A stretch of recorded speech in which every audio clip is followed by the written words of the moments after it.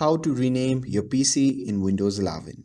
Hey everyone, welcome back to the channel.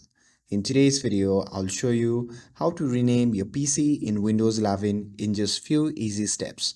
So now without further ado, let's get started. So first thing first, click on the start menu and then select settings icon to open the settings app. And now here, once you're inside the settings window, look at the left hand side and simply click on system.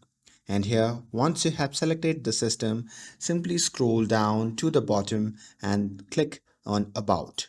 And here inside about you will see device details. So here just click on the button that says rename this PC, and after that a pop-up will appear. So here just type the new name that you want for your computer, and after that simply click on next.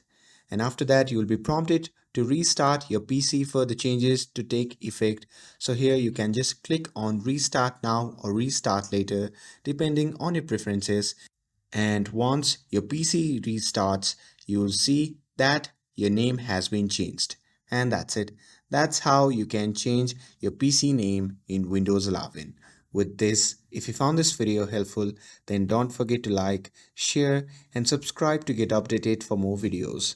Thanks for watching, and I'll see you in the next video.